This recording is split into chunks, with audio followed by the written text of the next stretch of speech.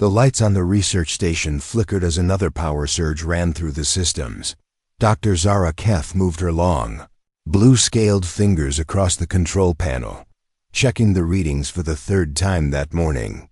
The station orbited the peaceful world of Velora Prime, where millions of her people lived in crystal cities beneath the purple seas. Zara had spent 15 years studying different alien species for the Galactic Federation. Her work was important, but usually quiet. She examined DNA samples, wrote reports, and attended boring meetings with other scientists. Today felt different, though. Something was wrong. The communication system buzzed with an incoming message. Zara expected another routine data transfer from one of the outer colonies. Instead, a human face appeared on her screen. The man looked terrible. Blood ran down his forehead, and his eyes showed pure fear. "This is Captain Jake Mitchell of the human ship Terra's Pride," the man said. His voice shook as he spoke. "We're broadcasting on all Federation frequencies. Please, someone needs to hear this." Zara had never spoken to a human before. Her people called them Deathworlders because they came from a dangerous planet with high gravity and deadly weather. Most aliens in the Federation thought humans were too violent and primitive to be trusted with important matters. "We found them," Jake continued. "The things that destroyed the Kepler colonies, they're not pirates or rebels. They're something else. Something worse." The transmission crackled with static. Zara could see explosions in the background behind Jake's head. "Alarms. We're going off on his ship. They call themselves the Vorthic Dominion," Jake said. "But they're not like us. They're not alive, not really. Their ships are made of metal and flesh mixed together. They eat planets, everything living on them." Zara's skin turned a darker shade of blue. Her people changed color when they felt strong. Emotions. What the human was describing sounded impossible. "We've seen it with our own eyes," Jake went on. 3 whole star systems, gone, nothing left but dead rocks. They consume all the life and move on to the next system. The human captain looked directly at the camera. "They're heading toward the core worlds, toward your homes. We count over 400,000 ships in their fleet." Zara's breathing tubes fluttered with shock. 400,000 ships was more than the entire Federation fleet. "We're going to try to stop them," Jake said. "But we only have 200 ships. We need help. We need the Federation to send everything they have." Another explosion rocked Jake's ship. He grabbed onto his chair to keep from falling. "If anyone receives this message, please warn the Federation Council. Tell them the Vorthic are real. Tell them they're coming. We'll buy you as much time as we can." The transmission ended. Zara stared at the blank screen for several minutes. Her mind raced as she tried to process what she had just heard. 400,000 ships, planets eaten alive, and only 200 human ships trying to stop them. She had read reports about humans in her xenobiology studies. They came from a world called Earth, where everything tried to kill them. Deadly storms, poisonous creatures, and gravity twice as strong as most civilized worlds. The humans had survived by becoming fighters. They were good at war, but the Federation had always seen this as a weakness. Zara pulled up the star charts. On her computer, the Outer Rim territories where the humans claimed to have found this Vorthac fleet were 3 weeks away from the nearest Federation world. If the enemy was really heading toward the core systems, they would reach Velora Prime. In less than 2 months, she hesitated before sending the message to the Federation Council. The humans were known for exaggerating threats. They saw danger everywhere because of their violent nature. But the fear in Jake Mitchell's eyes looked real. And if he was telling the truth about the destroyed star systems, this was the biggest threat the galaxy had ever faced. The communication panel beeped again. Another message was coming in. This time it was from a different human ship. "This is Commander Lisa Parker of the human vessel Boston's Revenge," a woman's voice said. transmitting from the outer rim, confirming Captain Mitchell's report. The Vorthic Dominion is real. They've consumed the Arcturus system. All 7 billion colonists are dead. The woman's voice was steady, but Zara could hear the pain behind her words. We're organizing a defense fleet, Parker continued.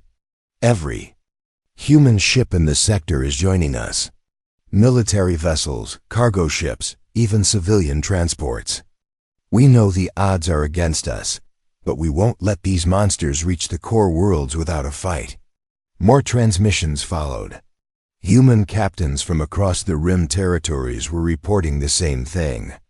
A massive fleet of biomechanical ships was destroying everything in its path. The humans were gathering their forces for what looked like a hopeless battle. Zara made her decision. She opened a priority channel to the Federation Council on Nexus Central. Whatever else humans might be, they didn't lie about threats to their survival.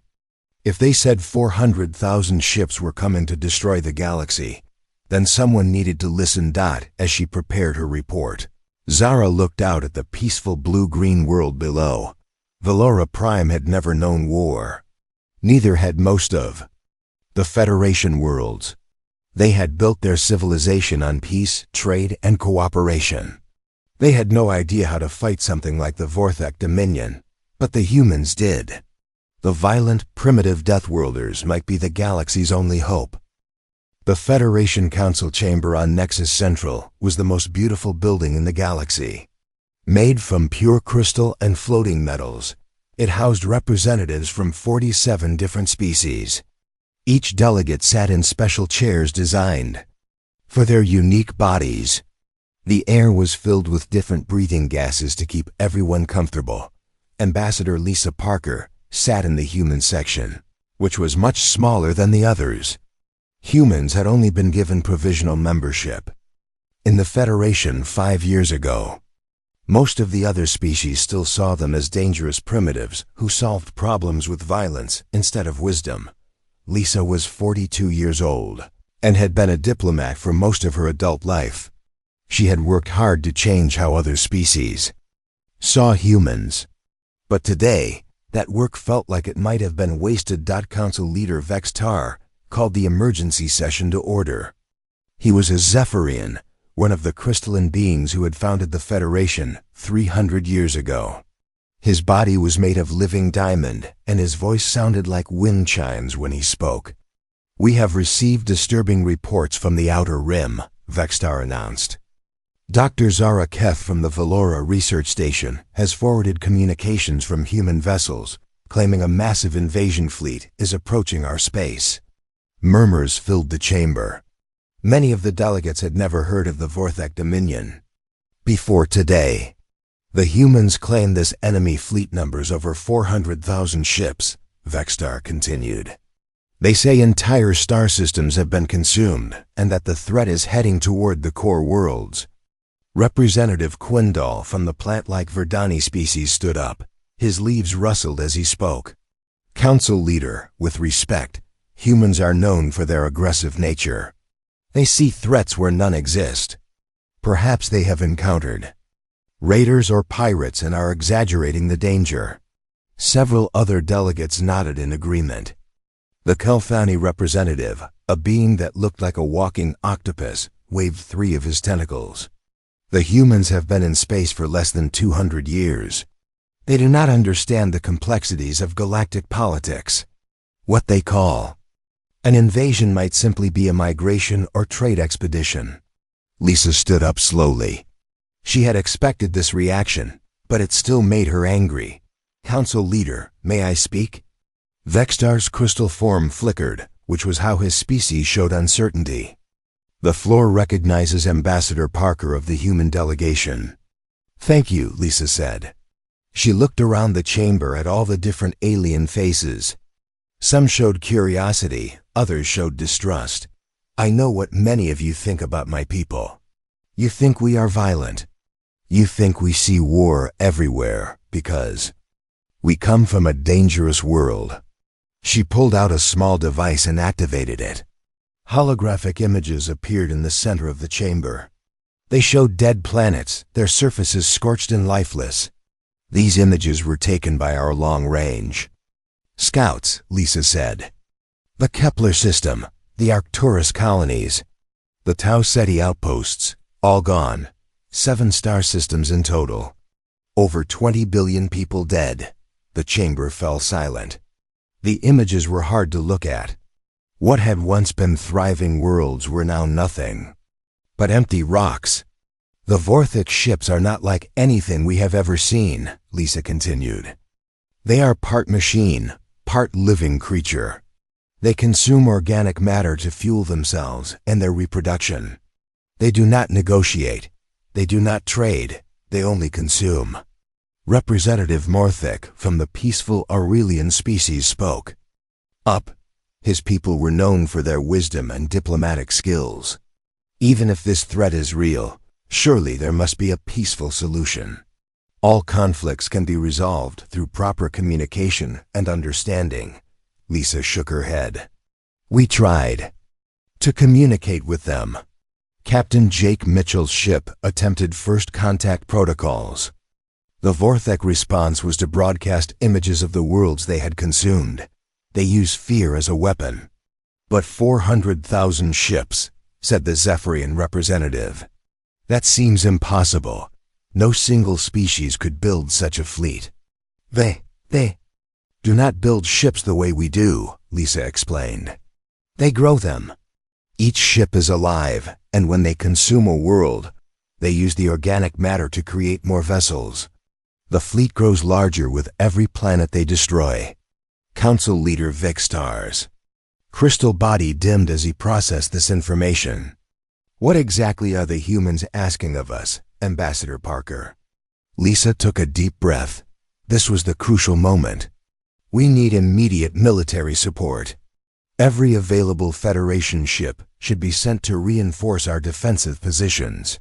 We also need to begin evacuation procedures for all Outer Rim colonies. The chamber erupted in noise as delegates began arguing among themselves. The idea of military action was foreign to most Federation species. They had built their civilization on peaceful cooperation. Order, Vextar called out. We will have order in this chamber. When the noise died down, Representative Quindle spoke again. The Federation does not engage in preemptive military action. Our protocols require us to attempt diplomatic contact first, then establish defensive positions if necessary. There is no time for that, Lisa said. Our scout ships report the Vorthek fleet is moving at incredible speed. They will reach the first core worlds in 6 weeks. Then we will activate our planetary defense systems, said the Kelfani representative. Our shield technology is the most advanced in the galaxy.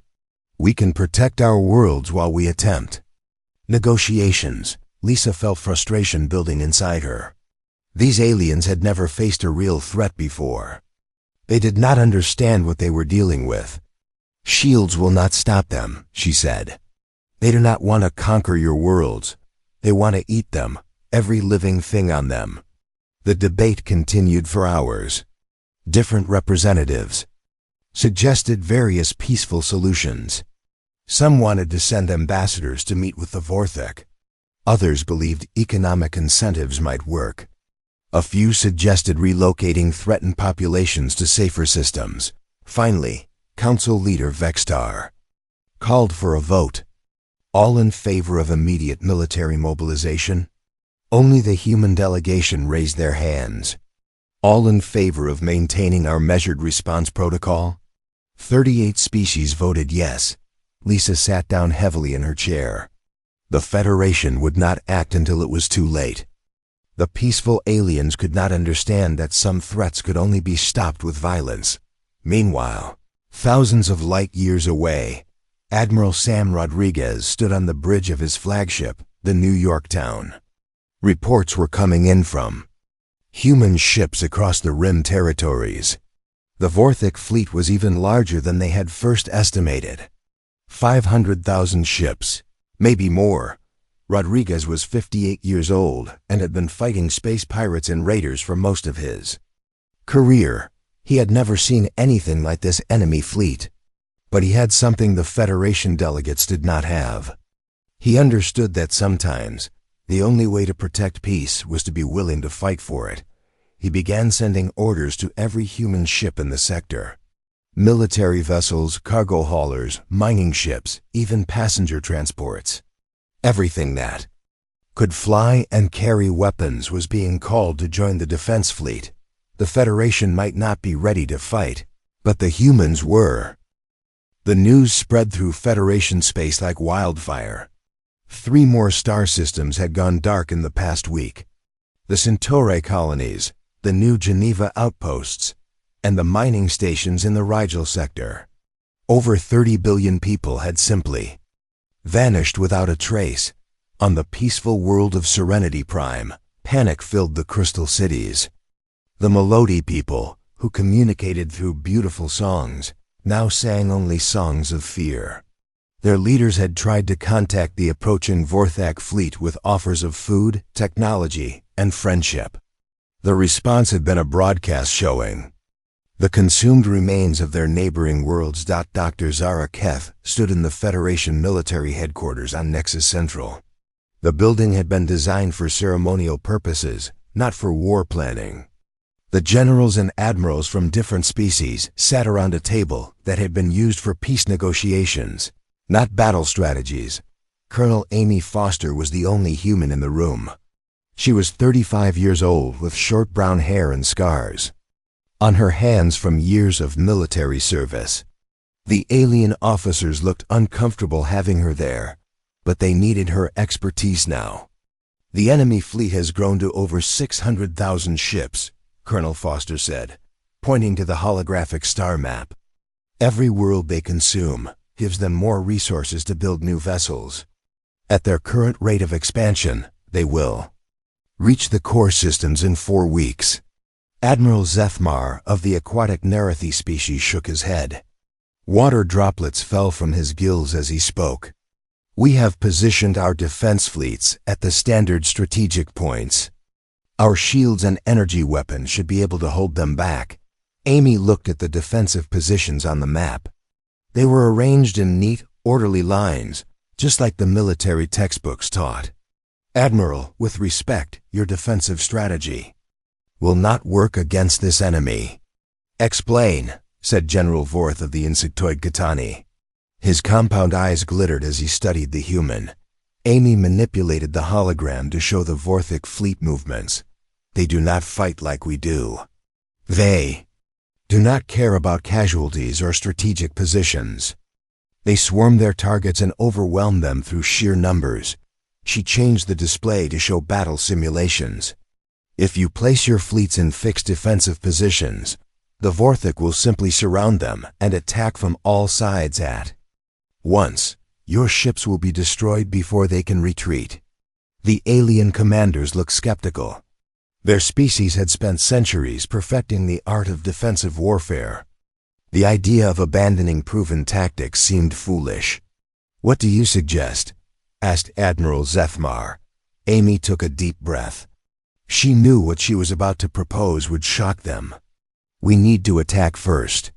Hit them before they reach the core. Worlds, use fast mobile strike forces to disrupt their formation and supply lines. The room fell silent. The concept of preemptive attack was against everything the Federation stood for. That is barbaric, said General Vorth. We do not start wars. We defend our homes when attacked. This is not starting a war, Amy replied. The war has already begun. The Vorthek started it when they consumed those first colonies. We are just choosing to fight it on our terms instead of theirs. She changed the hologram again, showing detailed tactical plans. We use Wolfpack tactics. Small groups of fast ships hit their scout formations and supply convoys. We force them to spread out their main fleet to protect their flanks. Wolfpack tactics? Admiral Zethmar asked. It is how predators hunt on my world, Amy explained. They work together to separate stronger prey from the herd, then attack the isolated targets. We can do the same to the Vorthak fleet. The alien officers looked disturbed by the comparison. They did not like thinking of warfare in terms of predator and prey. Even if we could coordinate such attacks, General Vorth said, the casualties would be enormous. We would be sending our people to die. Amy's expression grew hard. General, every day we wait, 30 billion more people die. The Vorthak do not take prisoners. They do not negotiate. They consume everything living and move on. If we do not stop them now, there will be no Federation left to protect. Dr. Zara Keth, who had been listening quietly, spoke up. Colonel Foster, you mentioned disrupting their supply lines. How do the Vorthak supply their fleet? Amy nodded at the scientist. Good question. Our intelligence suggests they use biomechanical processes to convert consumed organic matter into fuel and ship components. If we can target those conversion ships, we can slow down their growth. She highlighted specific vessel types in the enemy formation. These larger ships appear to be mobile factories. They process the organic matter from consumed worlds and birth new vessels. If we can destroy enough of them, the fleet will stop growing. How do we get close enough to attack such heavily protected targets? Asked Admiral Zethmar. Amy smiled. Grimly, we use bait. Make them think they are chasing easy targets while our real attack force moves into position. The alien commanders exchanged worried looks. The human strategy seemed reckless and dangerous. There is something else, Dr. Zaraketh said. My research team has been studying the Vorthak bioships. We believe they communicate through organic neural networks. If we could find the right frequency, we might be able to disrupt their coordination. Amy leaned forward with interest. How close would our ships need to get to use this weapon? Very close, Zara admitted.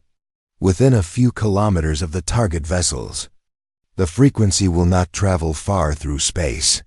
The room fell quiet again. Everyone understood what that meant. Ships would have to fly directly into the enemy formation to use the weapon. It would be a suicide mission. My people will do it, Amy said without hesitation. Human pilots are trained for close combat situations. We can get close enough to deploy the frequency weapon. Colonel, General Vorth said slowly, you are talking about sending your people to certain death. Amy looked around the room at all. The alien faces. They were good people who wanted to protect their worlds and families. But they had lived in peace for so long that they had forgotten the cost of freedom. General, my people come from a world where everything tries to kill us. We have been preparing for this kind of fight our entire history. We know the price of survival. She stood up and faced the assembled commanders. The Federation gave us membership because they thought we might be useful someday. That day is today. Let us do what we do best. Admiral Zethmar's gills fluttered nervously. How many ships would you need? Every human vessel we can find, Amy replied. Military ships, cargo haulers, civilian transports. Anything that can fly and carry weapons. That is madness, General Vorth protested. You would be facing 600,000 enemy ships with maybe 50,000 of your own. Amy smiled, and for the first time, the alien commanders saw why humans were called Deathworlders. There was no fear in her eyes, only determination. General, those are better odds than my ancestors faced when they fought the predators on Earth. At least this time, we have spaceships. The Kepler Junction was a crossroads in space where 5 major hyperspace routes came together. Massive space stations floated among the asteroids, serving as fuel stops and trading posts for ships traveling between the core worlds and the outer colonies. Today, it would become the site of the largest battle in galactic history. Admiral Sam Rodriguez stood on the bridge of his flagship, the New Yorktown. Through the viewports, he could see the human fleet spreading out in formation. 53,000 ships had answered the call. Military cruisers flew alongside cargo haulers that had been fitted with makeshift weapons. Passenger liners carried fighter squadrons instead of tourists. Even small mining ships had joined the fleet, their drilling equipment converted into crude but effective weapons. "Admiral, we are receiving the final count from the scout ships," reported Captain Danny Lee from the communications station. "The Vorthak fleet numbers 820,000 vessels. They will reach our position in 6 hours." Rodriguez nodded calmly. The odds were worse than expected, but humans had faced impossible odds before. "Send word to all ship commanders. Final weapons checks and crew rotations. Make sure everyone gets a hot meal and some rest." In the fighter bay of the carrier Boston's Dawn, Commander Nick Hayes ran through his pre-flight checklist one more time. His fighter squadron had been equipped with the biofrequency disruptors that Dr. Zara Kef's team had developed. The weapons were untested in real combat, and using them meant flying close enough to touch the enemy ships. "Hey Nick," called out Lieutenant Mary Johnson from the next fighter over. "You think this frequency thing will actually work?" Nick shrugged as he sealed his helmet. "Only one way to find out. Besides, even if it does not work, we can still ram the ugly things." The other pilots laughed. It was dark humor, but it helped calm their nerves. They all knew that most of them would not be coming back from this mission. 3 sectors away, Captain Tony Clark prepared his destroyer squadron for the opening assault. His ships were fast and heavily armed, perfect for hit-and-run attacks. Their job was to punch holes in the enemy formation so the frequency weapon carriers could get through. "All ships, this is Clark," he broadcast on the squadron channel. "Remember, we are not trying to win a fair fight. We are trying to give the weapon ships a chance. Hit hard, move fast, and do not try to be heroes."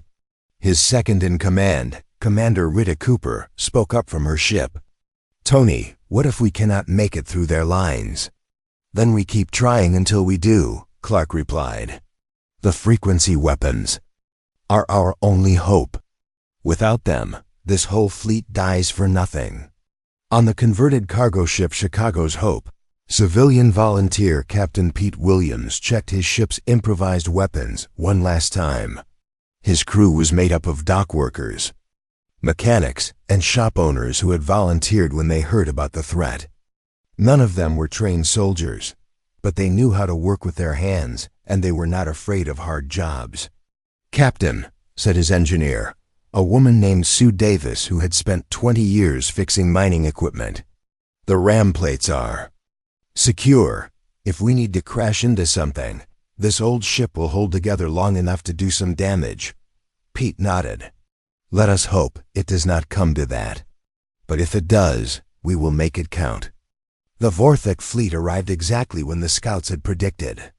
They came out of hyperspace in a massive wall of biomechanical ships. Each vessel looked like it was grown rather than built, with organic curves mixed with metal plating. Some were small fighters no bigger than human shuttles. Others were massive command ships the size of cities. Admiral Rodriguez watched the enemy formation on his tactical display. "They are not even trying to be tactical," he said to his bridge crew. "They are just planning to overwhelm us with numbers." "Admiral," reported the sensor officer, "we are detecting massive energy readings from their larger ships. They appear to be charging some kind of weapon system." Before Rodriguez could respond, space lit up with enemy fire. Beams of sickly green energy lanced out from the Vorthak ships, striking the human formations. Where the beams hit, ships simply dissolved, their hulls consumed by some kind of bioacid. "All ships, evasive action," Rodriguez ordered. "Begin attack pattern Alpha. Fighter squadrons, you are cleared to launch." The battle began in earnest. Human ships scattered in all directions, using their speed and maneuverability to avoid the worst of the enemy fire. The Vorthak ships were faster than expected, but they moved in predictable patterns, like animals following instinct rather than trained tactics. Commander Nick Hose led his fighter squadron straight into the heart of The enemy formation. The biofrequency disruptors were short-range weapons, which meant getting close enough to see the alien markings on the enemy hulls. "Stay together," Nick called to his pilots. "Pick your targets and make every shot count." His squadron dove through a gap between two massive Vorthek command ships. Enemy fighters swarmed around them like angry insects. Lieutenant Mary Johnson's fighter took a direct hit and exploded in a ball of fire. Lieutenant Bob Carter's ship lost its engine and spun helplessly into an asteroid. Nick reached the designated target, one of the biofactory ships that grew new Vorthak vessels. He armed the frequency disruptor and fired at point-blank range. For a moment, nothing happened. Then the enemy ship began to shudder and writhe like a living thing in pain. "It works," Nick shouted over the radio. "The frequency weapon works. Target those factory ships." Across the battlefield, other human pilots began scoring hits with their disruptor weapons. The affected Vorthik ships started attacking each other. Their bio-neural networks scrambled by the frequency interference, but the cost was terrible. For every successful attack, 3 or 4 human ships were destroyed.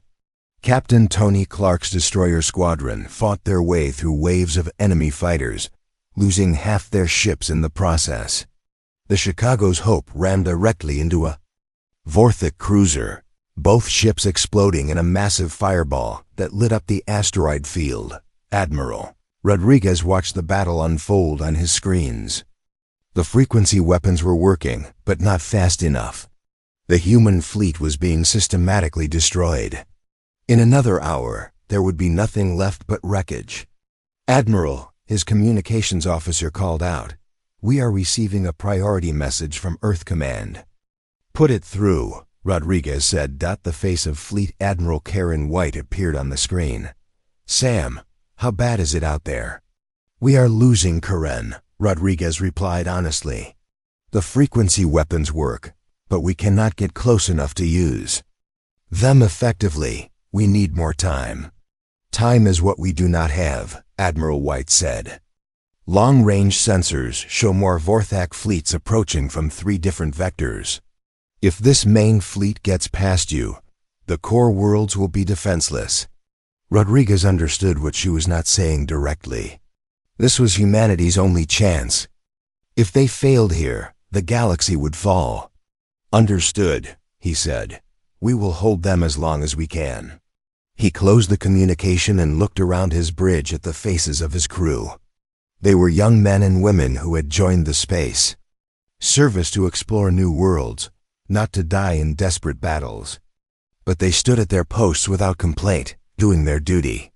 "All ships," Rodriguez broadcast on the fleet channel. "This is Admiral Rodriguez. I will not lie to you. We are outnumbered and outgunned, but we are not outfought. Every ship we destroy here is one less that can threaten our homes. Every minute we hold them is another minute for evacuation fleets to save lives." He paused, looking out at the battle raging around his ship. "We are Deathworlders. We have survived ice ages and plagues, wars and disasters. Today, we fight not just for humanity, but for every peaceful species in this galaxy. Make them remember why Earth breeds warriors." The human fleet responded with renewed fury. Ships that had been retreating turned back toward the enemy. Damaged vessels that should have withdrawn instead accelerated into suicide runs. The frequency weapons began taking a heavier toll as human pilots pushed their ships to the breaking point to get within range, but it still was not enough. The Vorthik fleet was too large, and more ships kept arriving from hyperspace. Rodriguez realized there was only one way to stop them completely. The enemy command ship, a massive biomechanical creature the size of a small moon, was coordinating the entire fleet. If he could destroy it, the frequency disruption might cascade through their entire network. Rodriguez turned to his helmsman. "Set course for the enemy flagship. Full speed."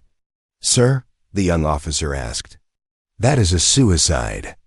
"Run." "Yes," Rodriguez said calmly. "It is." Admiral Sam Rodriguez stood on the bridge of the New Yorktown as his ship accelerated toward the massive Vorthic command vessel. The enemy mothership was bigger than anything humans had ever built. Its biomechanical surface pulsed with veins of green energy, and smaller ships swarmed around it like cells protecting a vital organ. "Admiral, we are taking heavy fire," reported his weapons officer, Lieutenant Jack Murphy. "Shields are down to 30%. "Keep us on course," Rodriguez ordered. "All power to the engines. We need to reach that thing." Around them, the human fleet continued its desperate battle. Commander Nick Hayes led the remaining fighters in another attack run, their frequency disruptors carving holes in the enemy formation. Captain Tony Clark's damaged destroyer limped alongside 3 cargo ships, all of them firing everything they had at the Vortex swarm on the research station orbiting Valora Prime. Dr. Zara Keth watched the battle through long-range sensors. Her blue scales had turned almost black with emotion as she saw ship after ship disappear from her screens. The humans were dying by the thousands, but they kept fighting. Dr. Keth called her assistant, a young Narathi named Finn. "The frequency disruption is spreading through their fleet. Look at Sector 7. Zara looked at the tactical display. Where the human fighters had successfully deployed their weapons, Vorthic ships were turning on each other. The bio-neural network that controlled them was breaking down, causing confusion and friendly fire incidents. "It is working," she whispered. "But not fast enough." The New Yorktown shook as another enemy blast hit the hull. Admiral Rodriguez could smell smoke and hear alarms throughout the ship. They were not going to survive this run, but that had always been the plan. "Sir," his communications officer called out, "we are receiving a message on all frequencies." "It is coming from the Vorthic mothership," Rodriguez frowned. "Put it through." The main screen flickered, and an image appeared that made everyone on the bridge step backward in horror. The thing that spoke to them was part machine, part rotting flesh. Its voice sounded like metal scraping against bone. "Human creatures," it said, "you fight well for such primitive beings, but your resistance is meaningless. We have consumed 1,000 galaxies. Your Federation will be no different." Rodriguez straightened his uniform and looked directly at the monster on the screen. "Maybe, but you are going to remember us." He cut the transmission and turned to his crew. "All hands, this is the Admiral. It has been an honor serving with you. Tell everyone back home that we held the line." "Sir," Lieutenant Murphy said quietly, "we could still launch the escape pods." Rodriguez shook his head. "The mothership has to be destroyed. If it escapes, it will just rebuild the fleet somewhere else. We end this here." The New Yorktown burst through the final line of enemy defenders. Smaller Vorthic ships tried to ram them, but the human vessel was too heavily armored and moving too fast. They crashed through the enemy formation like a bullet through paper. On the bridge of the carrier Boston's Dawn, Captain Linda Ross watched Rodriguez's final run through her sensors. "All ships," she broadcast, "cover the Admiral. Give him a clear shot."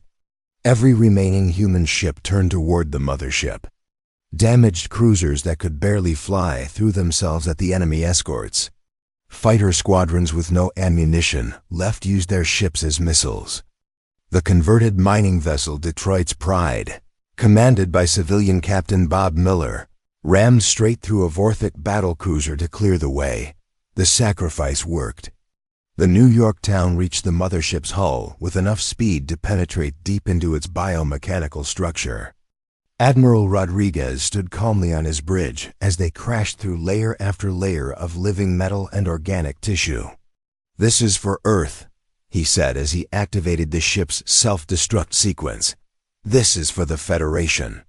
This is for everyone who will live free because we died here."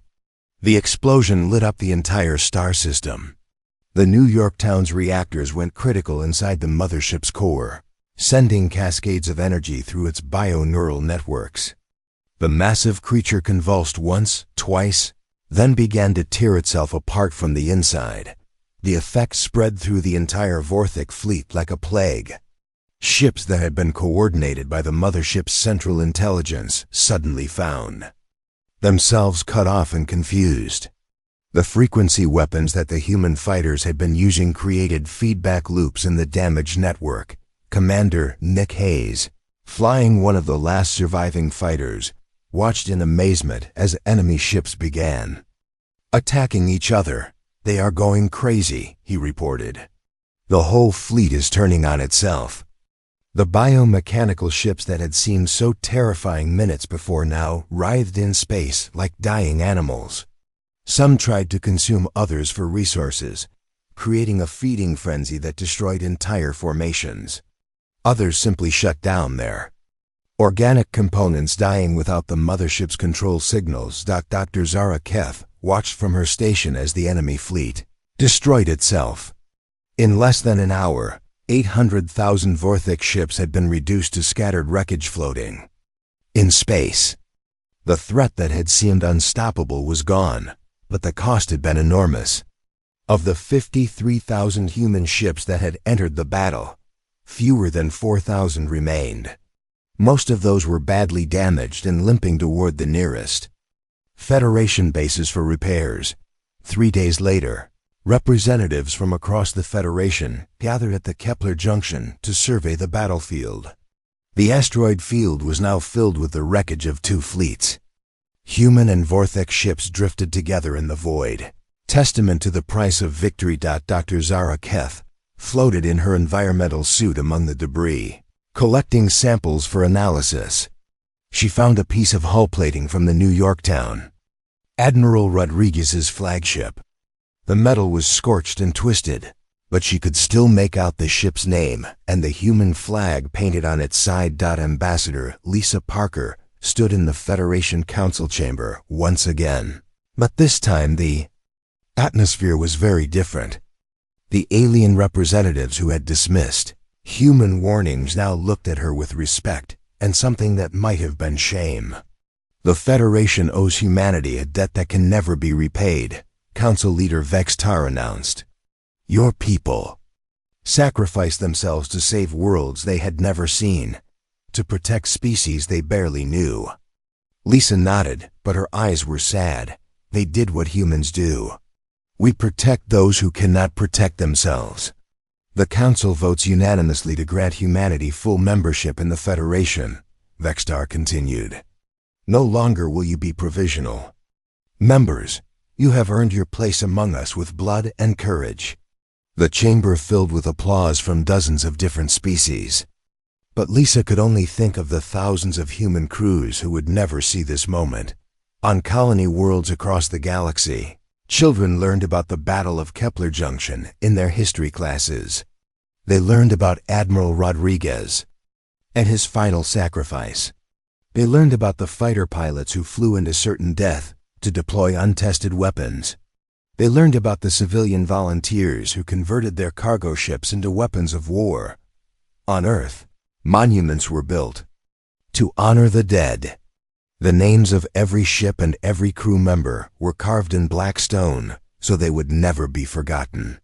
But the most important memorial was not made of stone or metal. It was in the knowledge that when the galaxy faced its darkest hour, the Deathworlders had answered the call. They had stood between the darkness and the light, and they had held the line. In the years that followed, when other threats emerged from the void between galaxies, the Federation knew who to call. The humans had earned their reputation not through conquest or domination, but through sacrifice and courage. They were Deathworlders, and the galaxy was safer because of them. Dr. Zara Keth kept the piece of hull plating from the New Yorktown on her desk. Sometimes visitors would ask about it, and she would tell them the story of the day the humans saved everyone. They called us Deathworlders, she would say, because they thought we were violent and primitive. But they were wrong. We called them Deathworlders because they were willing to die for strangers. The piece of scorched metal served as a reminder that peace was not free, and that sometimes the greatest gift one species could give another was the willingness to fight for what was right. In the end, that was what made humans special, not their weapons or their ships or their tactics, but their refusal to let evil triumph while they still drew breath. The galaxy would remember.